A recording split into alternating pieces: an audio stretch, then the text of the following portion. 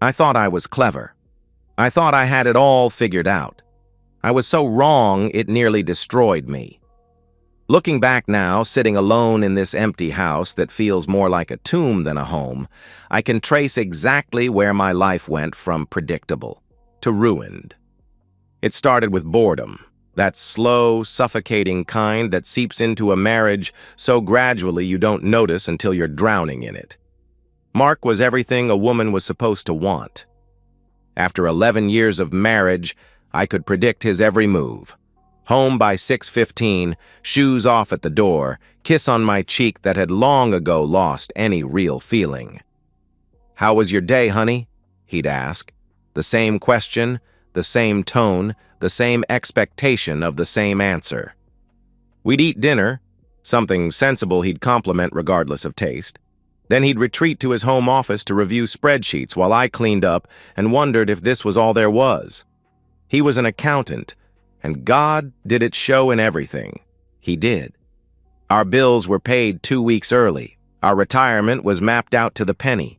We had sex every Saturday night at 10:30, after the news but before we got too tired.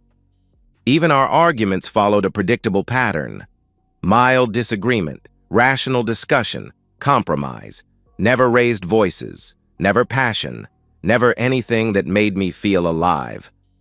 I'd stare at him sometimes across the dinner table, this man who'd never hurt me, never cheated, never even looked at another woman as far as I knew. He was steady, reliable, safe, and I was dying inside from the tedium of it all. The worst part?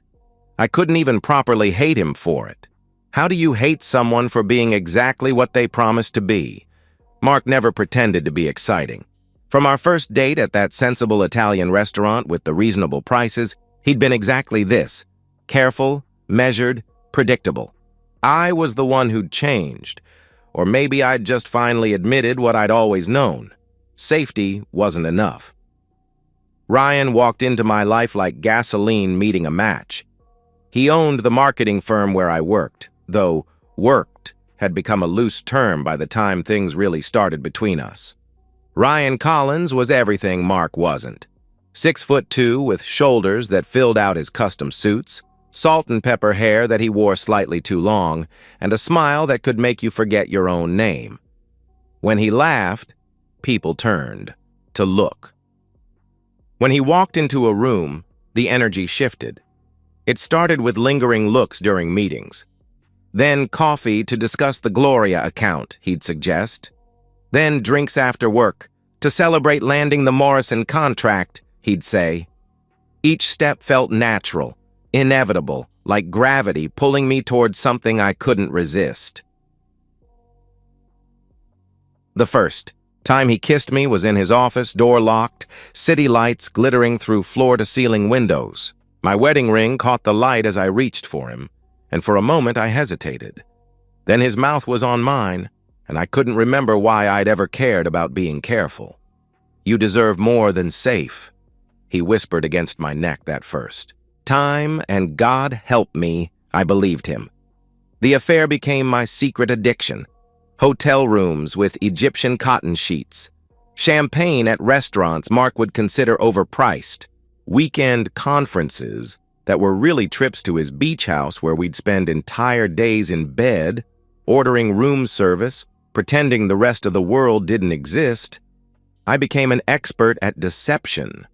Slipping off my wedding ring became as natural as breathing.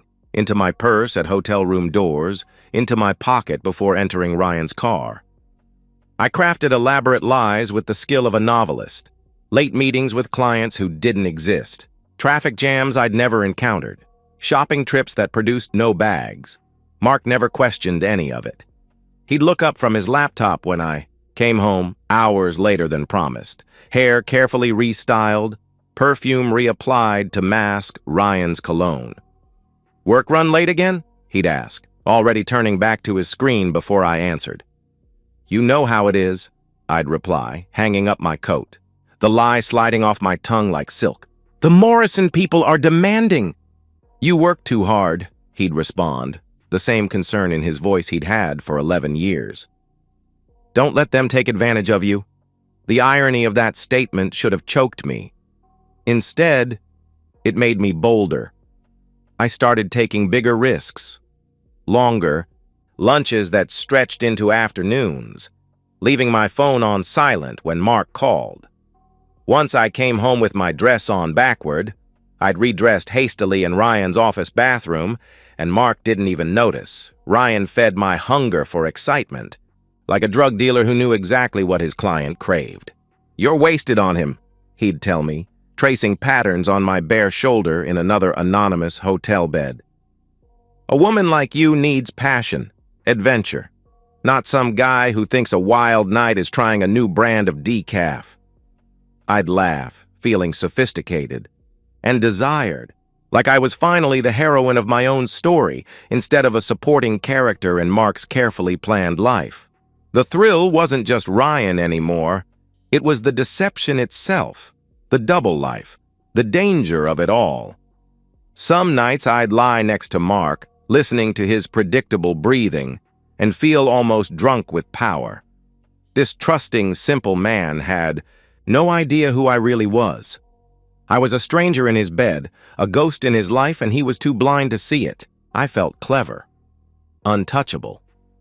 Like I'd discovered a secret passage to a more exciting existence while keeping the safety net of my marriage intact. I told myself I wasn't really hurting anyone. Mark was content in his oblivious bubble. Ryan understood. This was just fun, nothing serious, and I was finally alive. I deserved both worlds, Mark's stability paying the bills, keeping life running smoothly, and Ryan's passion making me feel like a woman worth wanting. The justifications came so easily. Mark was boring. That wasn't my fault. Our marriage had become a business arrangement that happened to lots of couples. I was still young enough to want excitement.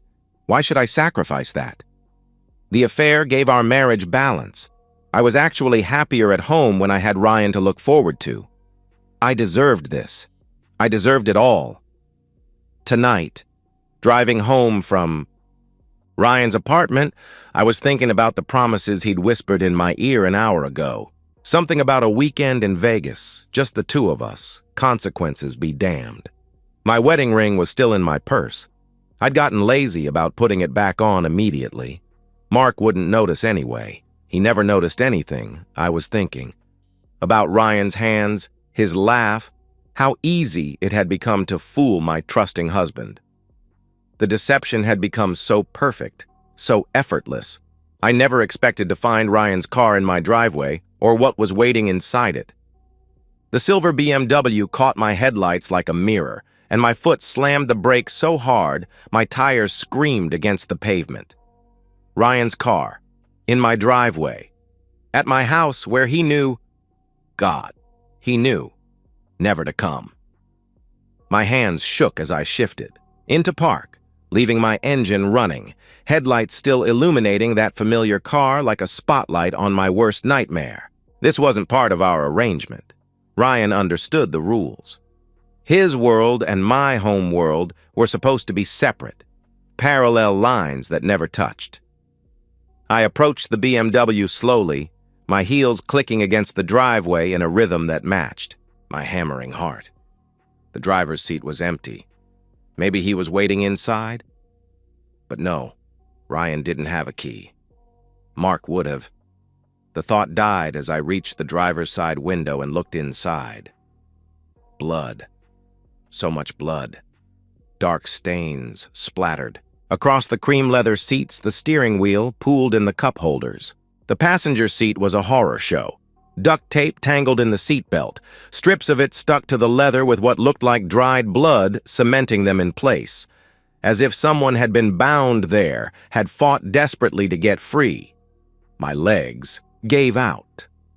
I grabbed the car door handle to keep from collapsing completely, my breath coming in short, panicked gasps that fogged the window. This couldn't be real. This was some nightmare, some hallucination brought on by guilt and too much wine at Ryan's place.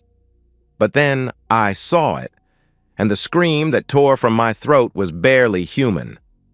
My wedding ring sat precisely centered on the Dashboard, positioned like evidence at a crime scene.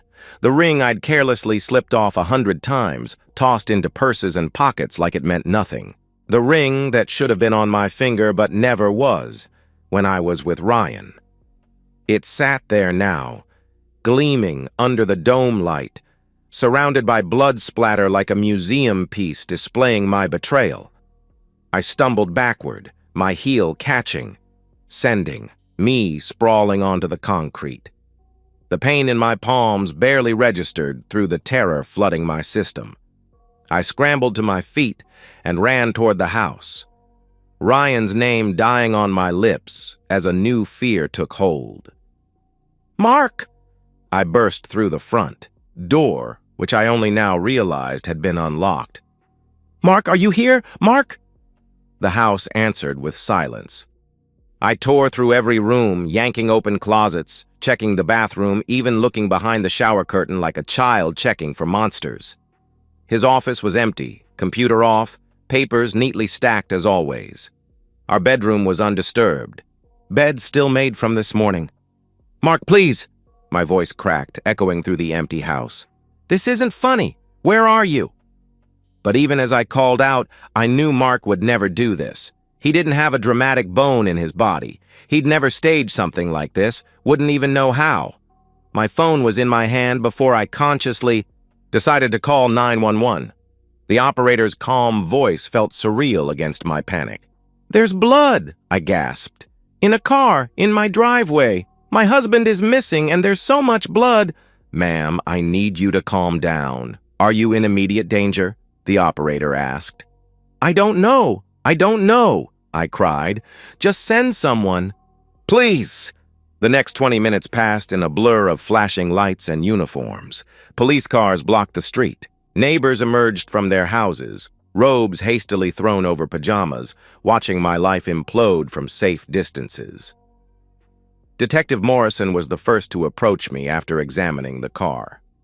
She was younger than I expected, sharp-eyed with the kind of focused intensity that made me feel like she could see straight through my skin to every lie I'd ever told. "Mrs. Carter, I need you to tell me exactly what happened tonight," she said. "I came home and found the car," I replied, wrapping my arms around myself. "My husband is missing. I don't understand what's happening." "Whose vehicle is this?" she inquired. The question I'd been dreading. "It belongs to Ryan Collins, my boss." Her eyebrows rose slightly. "Your boss? And why would your boss's car be in your driveway?" "I don't know," I answered. The lie came out too sharp, too defensive. "When did you last see Mr. Collins?" She continued. My mouth went dry. "Earlier tonight, we were discussing a project." "At his apartment?" she pressed. The question hit like ice water. How did she know? "Yes," I admitted. "And your husband?" "This morning, before he left for the office." Detective Morrison studied me for a long moment. "Mrs. Carter, I'm going to need you to be completely honest with me. Is there anything about your relationship with Mr. Collins that might be relevant here?" The other officers were watching now, their expressions shifting from professional concern to something harder. I could see them adding up the pieces: boss's car, missing husband, nervous wife coming home late. My voice cracked. "We were having an affair." The admission hung in the air like a confession at a murder trial. Detective Morrison's expression didn't change, but something in her eyes sharpened. "How long?" she asked. 6 months, I answered. "Did your husband know?" "No. I didn't think so." "He never said anything," I replied. She made a note. "And now both men are missing. And there's blood in your lover's car, which is mysteriously in your driveway. Plus your wedding ring, which I assume you weren't wearing tonight, is displayed in the vehicle." The weight of how this looked crashed over me. Wife having an affair. Husband disappears. Lover disappears. Blood everywhere. Wedding ring placed. Like a calling card.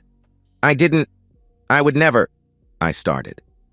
"We'll need you to come to the station for a formal statement," Detective Morrison interrupted, her tone making it clear this wasn't a request. "And we'll need to search the house." "But Mark could be hurt somewhere. Ryan could be—" "Shouldn't you be looking for them?" I pleaded. "We are, Mrs. Carter, but right now, you're the only person who was connected to both missing men. You were having an affair with one while married to the other. And now they're both gone and there's blood evidence in your driveway," she explained. She didn't say the words, but I heard them anyway. "You're our prime suspect. The police worked through the night, photographing everything, bagging evidence, treating my home like a crime scene. They found no signs of struggle in the house, no blood besides what was in the car. Mark's wallet and keys were gone, suggesting he'd left of his own accord. But his car was still in his office parking garage. According to the officer who'd been sent to check, Ryan's phone went straight to voicemail. His apartment showed signs of hasty departure, drawers pulled out, closet half empty, his laptop gone.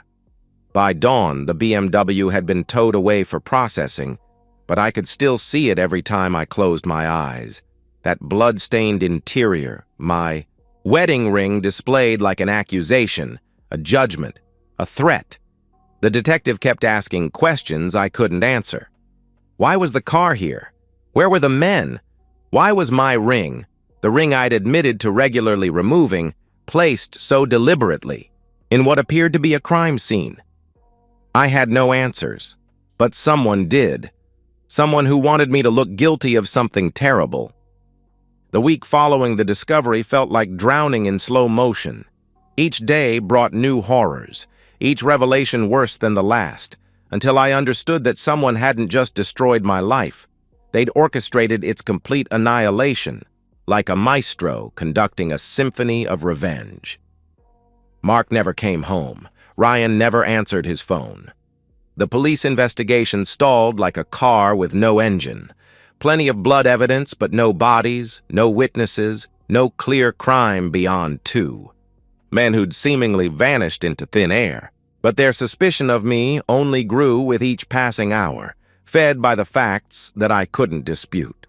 I was the cheating wife, the common denominator, the one with the most to gain if both men disappeared.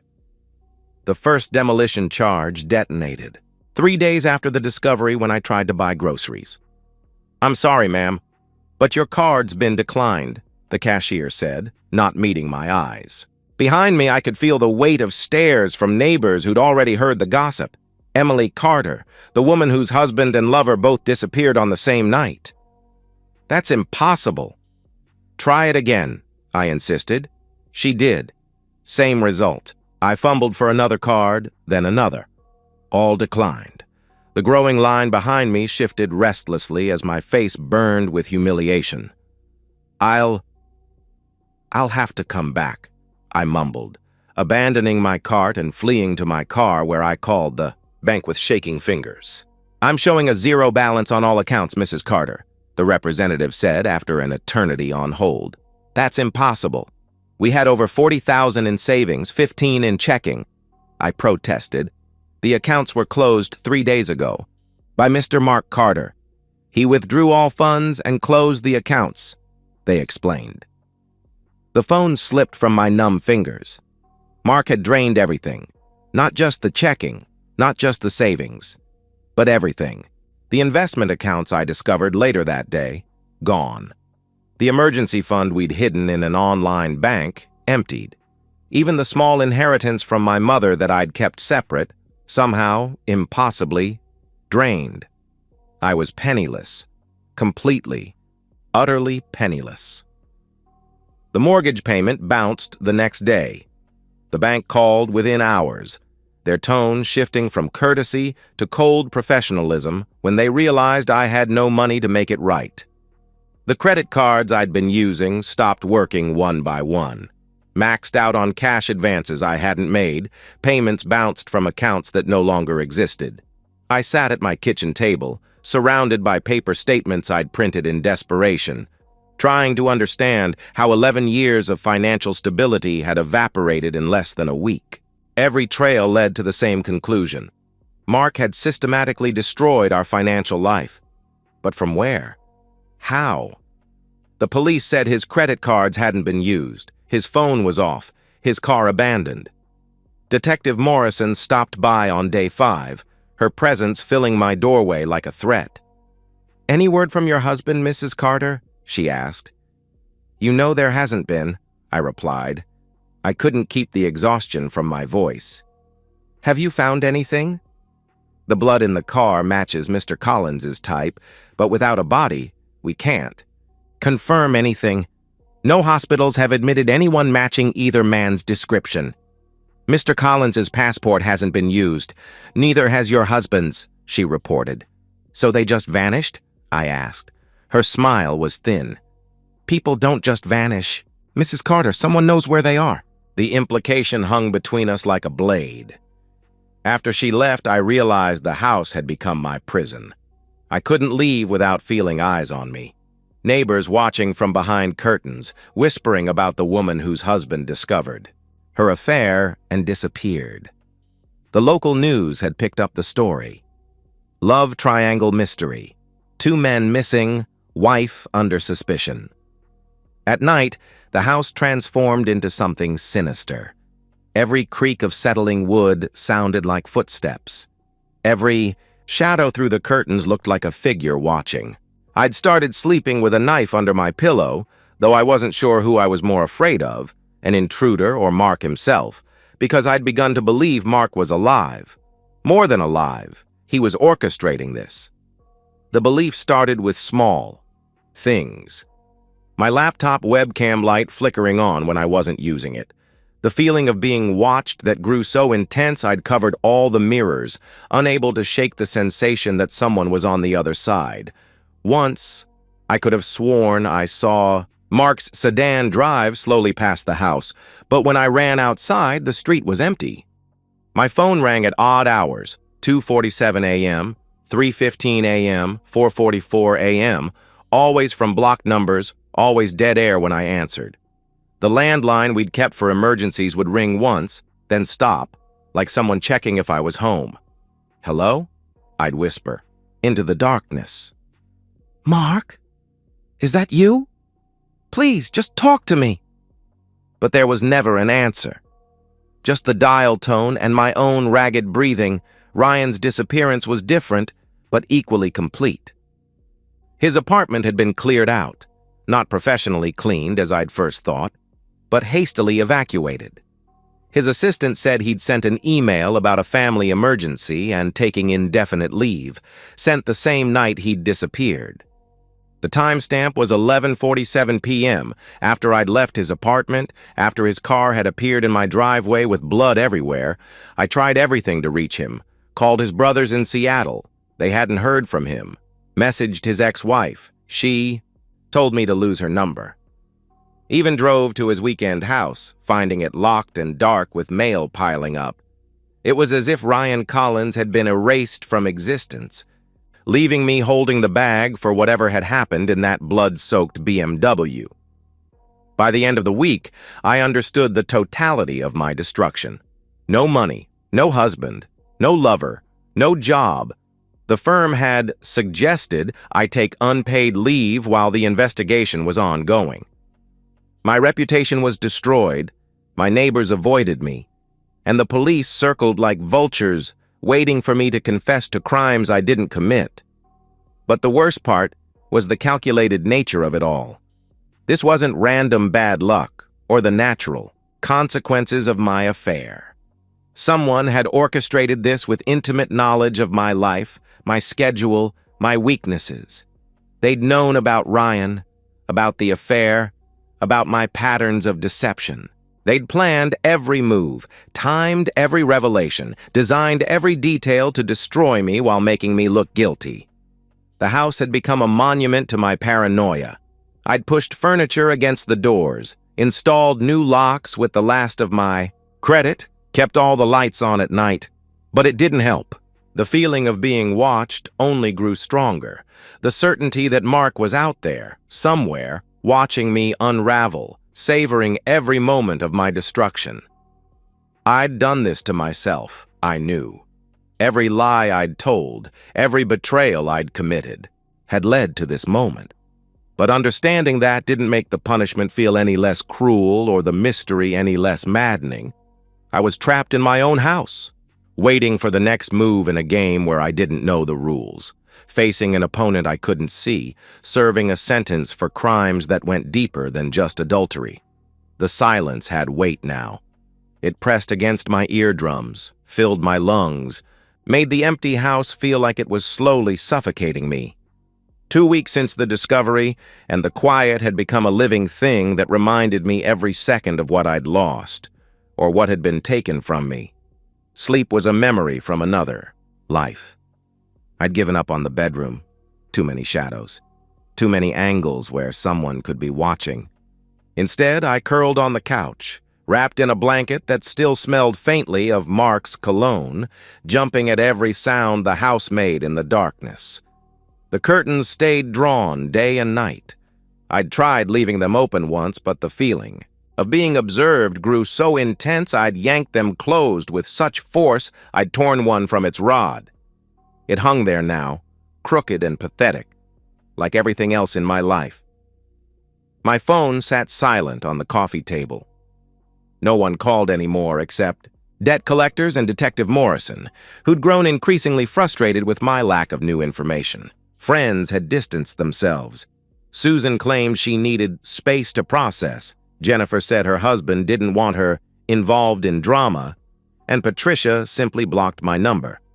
I'd become social poison, the woman everyone whispered about, but no one would actually help. The house felt different now, corrupted by Mark's absence and my guilt. His office door stood open, the room exactly as he'd left it, papers still arranged in his obsessively neat stacks. Sometimes I'd stand in the doorway trying to understand how I'd missed it, the planning, the rage, the capability for this kind of psychological warfare. Had it been hiding under that boring exterior all along? Or had my betrayal transformed him into something I'd never imagined he could be? During the endless daylight hours, I'd developed a routine of paranoia. Check. The locks, front door, back door, windows, garage.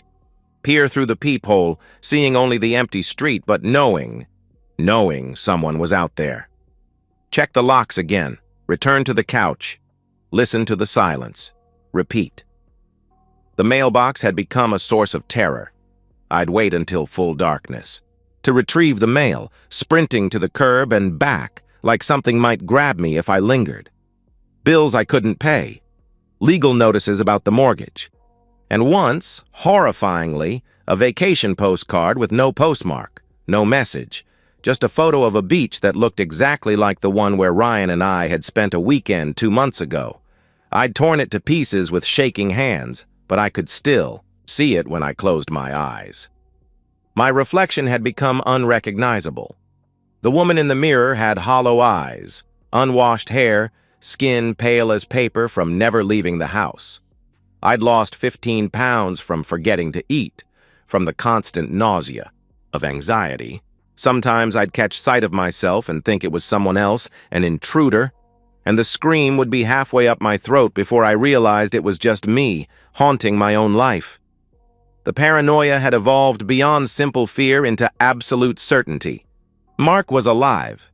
He was out there, watching, waiting, savoring my destruction like a fine wine. Every instinct screamed it. Every fiber of my being knew it. With the same certainty, I knew my own name. I'd see shadows moving past the windows, too quick to be wind, too deliberate to be imagination. A figure at the edge of my vision that vanished when I turned. Once, I was sure I saw Mark's car parked 3 houses down, just sitting there in the darkness. I'd grabbed the knife from under my pillow and crept outside, but the street was empty, leaving me standing in my pajamas, armed and insane-looking, while Mrs. Gloria watched from her window and probably called the police again. They'd stopped, responding to my calls about prowlers, about strange noises, about feeling watched. Detective Morrison had told me bluntly that without evidence, without sightings confirmed by anyone but me, there was nothing they could do. Maybe you should talk to someone, she'd suggested, meaning a therapist, meaning she thought I was losing my mind. Maybe I was. The worst times were between 3 and 4 a.m., the dead zone when the world felt empty except for me and whoever was watching. I'd sit in the darkness, knife in my lap, listening to the house breathe around me. Sometimes I'd hear something, a creak that wasn't the house settling, a whisper that wasn't wind, and I'd freeze, every muscle locked, waiting for Mark to finally show himself. "I know you're there," I'd whisper to the darkness. "I know you're watching. Just come out. Just end this." But he never did. If it was even him. If I wasn't just going insane, creating phantoms from guilt and isolation. The wedding ring haunted me most of all. That image, my ring centered on the bloodied dashboard, had burned itself into my retinas. I'd see it every time I blinked, this symbol of my broken vows transformed into evidence of my guilt. The police still had it, evidence in a case that would never be solved, a mystery that would never be explained. I'd started leaving lights on in specific patterns, changing them each night like a code. If Mark was watching, I wanted him to know I knew. Kitchen light on, bedroom off, then bathroom on, living room off, sending messages to no one, or to someone who might be documenting my descent into madness. The money situation had passed from crisis to catastrophe. The foreclosure notice had arrived yesterday, 30 days to vacate, 30 days before I'd be homeless as well as penniless. I'd laughed when I read it, actually laughed until I was sobbing, curled on the floor, understanding that this was the final act of my destruction. Even the house, this prison that had become my whole world, would be taken from me. Ryan remained a ghost. The investigation into his disappearance had stalled completely. His blood in the car, but no body. No credit card usage. No phone activity. The business was being run by his partners, who'd made it clear I was never to contact them again. The police theory was that he'd fled after some kind of altercation, but I knew better. Whatever had happened to Ryan, Mark was behind it. I was certain of it the way I was certain the sun would rise, even if I couldn't prove it, even if no one believed me. Sometimes, in my more lucid moments, I could appreciate the genius of it. Mark had destroyed me without laying a finger on me, without showing his face, without leaving a single piece of evidence that pointed to him rather than me. He'd turned my affair into a weapon that destroyed my entire life, leaving me alive to suffer in the wreckage. Other times, the paranoia would surge back, and I'd be convinced he was in the house with me somehow. In the walls, in the attic, in the basement I'd stopped going into because the darkness down there felt alive. I'd hear breathing that wasn't mine, footsteps that matched no one's movement, whispers that might have been wind or might have been Mark listing all the ways I'd betrayed him. The transformation was complete. I'd gone from a woman who thought she was clever, who thought she could have it all, to this, a paranoid, isolated wreck jumping at shadows and talking to ghosts. Every moment of terror was payment for every lie I'd told, every time I'd slipped off my wedding ring, every night I'd come home to Mark with another man's scent on my skin. The guilt and fear had twisted together into something that felt like madness, or maybe clarity. Maybe this was what it felt like to finally see the truth of what I'd done, what I'd destroyed, what I'd become. The BMW is gone now, towed away weeks ago, but I still see it every time I look at the driveway. The blood. The duct tape. My wedding ring displayed like a museum piece documenting my betrayal. The police eventually gave up, the case cold without bodies, without evidence beyond blood and suspicion. Detective Morrison's final visit was brief. They'd keep the case open, she said, but without new leads, there was nothing more they could do. The look she gave me said everything. "We know you're involved somehow, even if we can't prove it. The house will be gone in 10 days. Foreclosure final. I've packed nothing because I have nowhere to go, no money to get there. I sit in the same spot on the couch where I've spent the last month, watching shadows, listening to silence, waiting for something I can't name.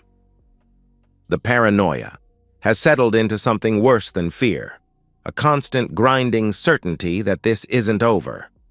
Mark is out there somewhere watching me live in the hell he created. Or maybe he's dead, and I'm being haunted by my own guilt. I'll never know. That's the genius of it, the perfect revenge, the not knowing.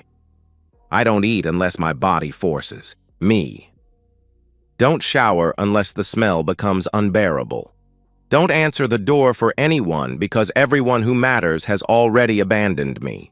I exist in this space between living and dying, between sanity and madness, between certainty and doubt. Sometimes I think I hear his car in the driveway. My heart stops, every muscle tensing, waiting for the door to open, for Mark to finally reveal himself. But it's always nothing. A neighbor, a delivery truck, the wind. The anticipation is killing me slowly, which maybe was always the plan. Ryan never reappeared. No body was ever found. He exists now only in police files and my nightmares. Another ghost in a house full of them. I wonder sometimes if Mark killed him, if that was really Ryan's blood in the car, or if somehow they were working together. The theory sounds insane even to me, but insanity and I have become intimate friends. The neighbors avoid my house like it's cursed. Children cross the street rather than walk past my yard. The mailman leaves packages at the curb rather than approach. The door. I've become a cautionary tale, a living ghost story about what happens when you think you're clever enough to have it all. Every night I perform my ritual. Check the locks, close the curtains, grip the knife. Sit in darkness. Listen. Wait. Wonder if tonight will be the night Mark finally shows himself, finally ends this psychological torture with something more direct. Part of me wants him to. Anything would be better than this endless uncertainty, this slow dissolution of self. But another part knows this is exactly what he wants, if he's even alive, if this isn't all in my head. He wants me to suffer in uncertainty forever, to never know if he's watching, to never know if he'll come back, to live every day in fear of the moment he might walk through that door. The wedding ring haunts me most in the quiet hours before dawn. Such a simple thing. A band of gold I'd treated so carelessly, slipping it on and off like it meant nothing. Now it means everything. It's evidence of my guilt, symbol of my betrayal, the last thing connecting me to the life I destroyed. With my own hands, I've started seeing things that aren't there. Mark's face in windows, Ryan's body in the backyard, blood that vanishes when I look directly at it. The line between real and imagined blurred beyond recognition weeks ago. Maybe I'm insane. Maybe that was always the plan, to drive me so deep into paranoia that I'd destroy myself, saving him the trouble. 10 days until I lose the house. 10 days to figure out how to survive with no money, no friends, no family willing to help the pariah I've become. 10 days of sitting in this empty shell that was once my home, waiting for something I can't name from someone who might not exist. Now, I don't know what's worse. The thought that my husband is gone forever, taken by whatever violence happened in that BMW, leaving me to wonder eternally what became of him. Or the possibility that one day, when I least expect it, when I've finally started to believe I'm safe, when I've just begun to rebuild some semblance of a life from these ashes, he'll come back for me. The waiting is my punishment. The uncertainty is my prison. And somewhere, maybe, Mark is watching me serve the life sentence he designed. Not behind bars, but behind the walls of my own mind, trapped forever in the perfect deception I thought I was running, never knowing. I was the one being deceived all along. I sit in the darkness, listening to the empty house breathe around me, and wait for whatever comes next. Even if what comes next is nothing at all. Even if the waiting never ends.